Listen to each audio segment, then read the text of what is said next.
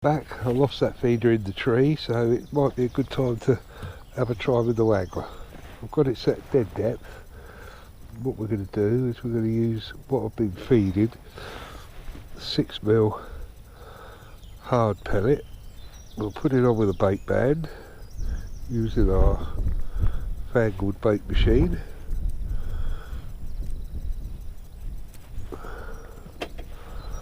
As you can see, the band is now over the pellet, and then what we want to do is hook the pellet, the band rather than the pellet. I've got a size 18 on here, and I'll just try and nip the band. That's it, got the band, and then we push the pellet up the back of the hook like so. There's your 6mm banded. I'll move the shot up a little bit so we've got a really nice slow fall, because we might get a few bites on the actual drop. I'm clicked up. I'm casting towards the guy on the other bank. I don't want to be too close to the reeds. I sink the line the best I can. I can't sink it completely. And we can keep in touch with it by just using the reel.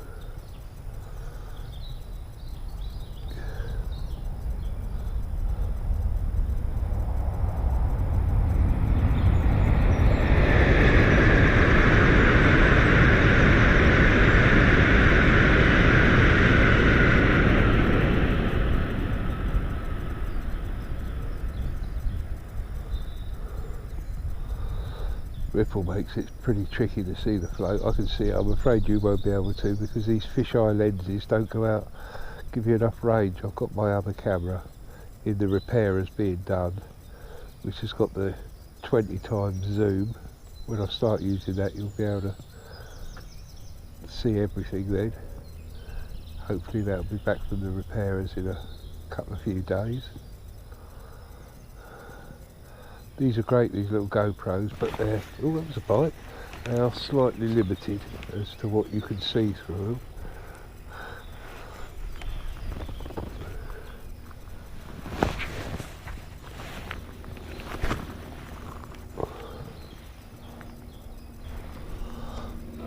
Put a few freebies out there.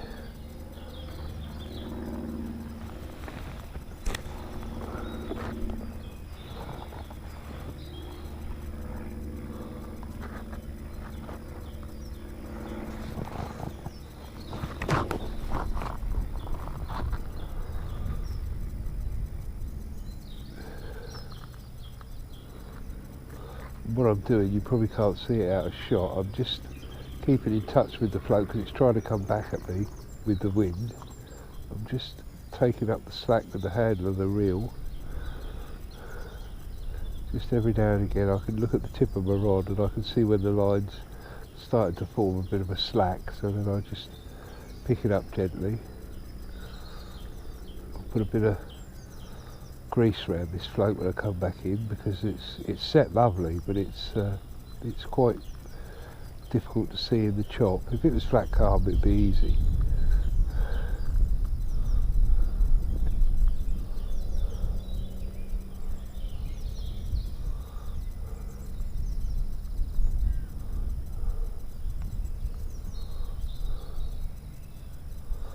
No bite then. Another little bite, and probably bream or roach. We just check that he hasn't moved the pellet. Yeah, see, he's moved the pellet around the hook, and I want it up the back of the hook, not up down the bottom. So we'll just pop that back up where it needs to be. Oh, I'll put a little bit of Vaseline on the float just so it's slightly easier to see.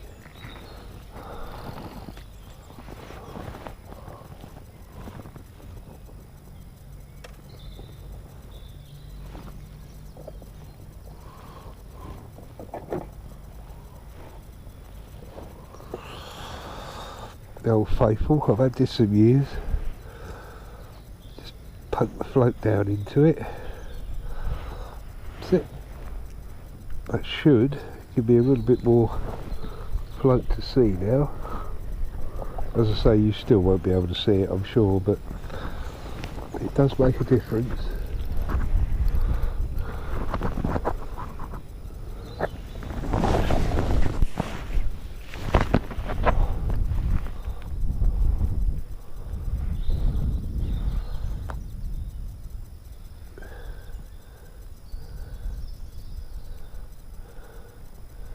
Yeah, that's a bit better. Yes, and we're in. That's a carp. I'm pretty sure that's a carp. Went off at a fair pace. Oh no, well, that's an F1 perhaps.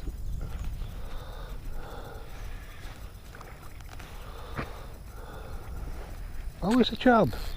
A little rubber dub dub.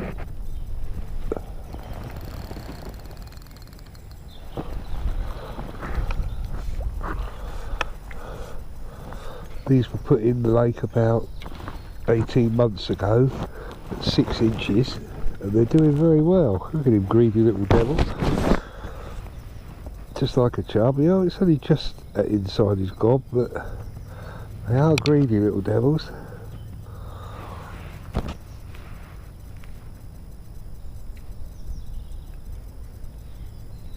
There you come. Lovely little fish, aren't they? Super. Right, we'll put him back. Good to see. We know this is working. Okay, it's the actual fall of the bait through the water column that excites the fish and makes them have a go. But as long as you keep the bait going in, not lots, but regular. Just needs to be regular.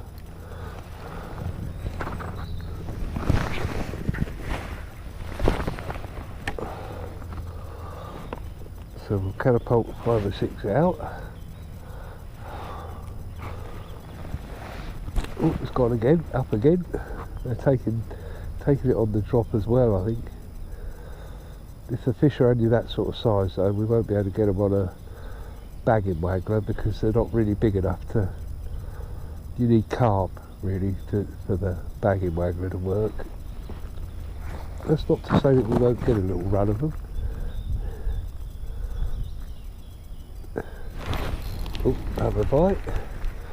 Strike at everything with this because, as I say, your bait won't be coming off. It doesn't take a second to recast.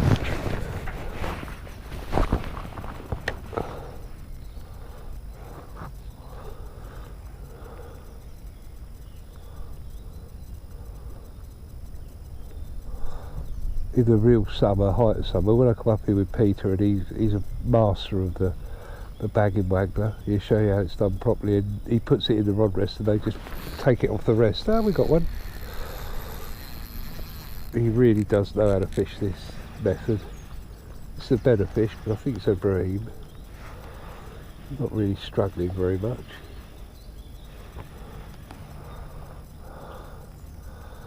We'll see him in a minute. Let's see what he is. Oh, the left one. Little scrappy do F1.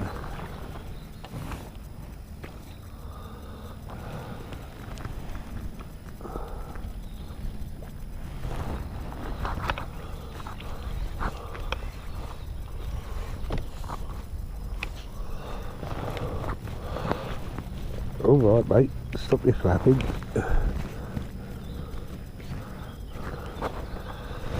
Oh. And as you can see, he's hooked just outside the mouth actually. So we were a little bit late on the strike.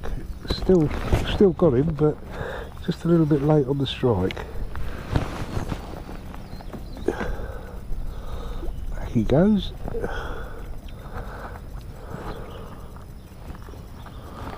Well, that's working very well.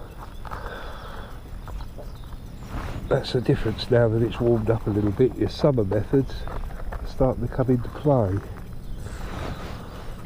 As you can see, still got the band on the hook, so all we do is we'll get our little device, make sure it's shut properly.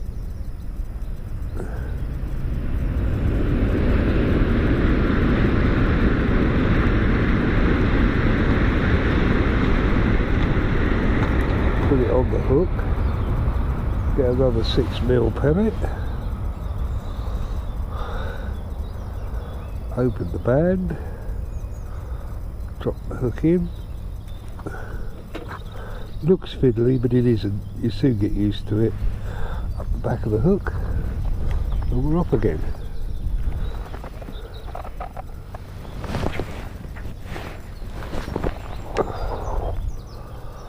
Keep the bait going in, 2 or 3, 3 or 4, nothing much, but just enough to keep them interested.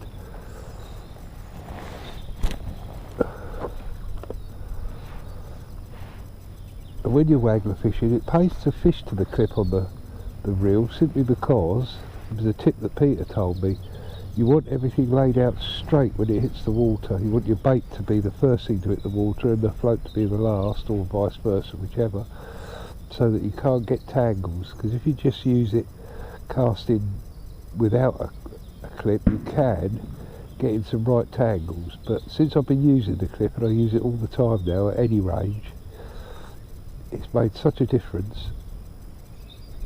I had next to no tangles. The only downside is if you hook a big carp, obviously you've got to get the clip off pretty quick. But to be honest, with this Diamorphous, it's such a good rod, it bends to the butt.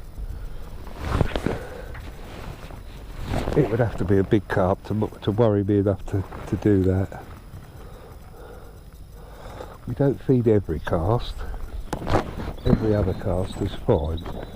Saw a grass snake this morning go across the water as well, so obviously it's warmed up quite a lot because they're cold-blooded creatures.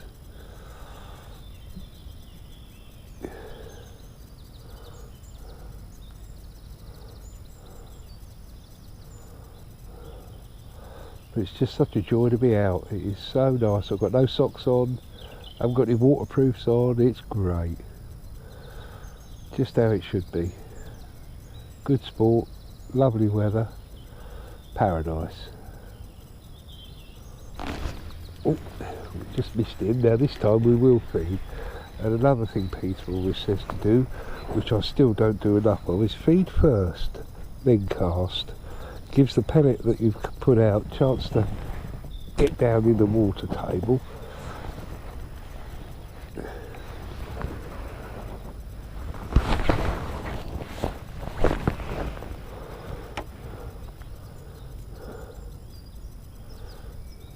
Bite straight away.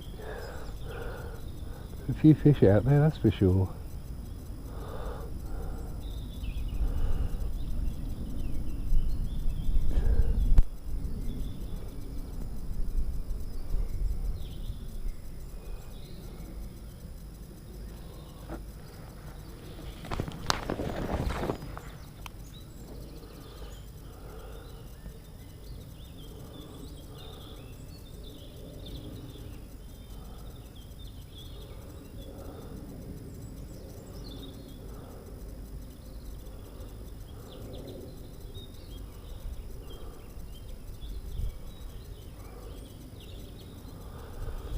Well, I'll carry on with this for a little while, then probably have to go back to the feeder for a little while. But I hope you enjoyed the little video. Just give you an idea of the two methods that 3 weeks, 4 weeks ago were quite hard because it was cold and the fish weren't absolutely keen. But now, a little bit of sun on the water for a period of time has made all the difference. It would be nice if this wind would go away, but can't have everything.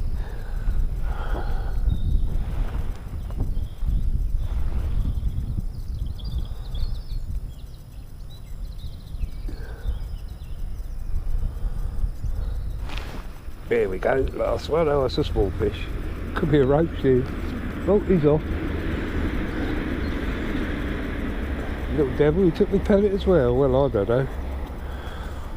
Thank you for watching the video, and I'll see you again on Tuesday when I'm down the ballast pit.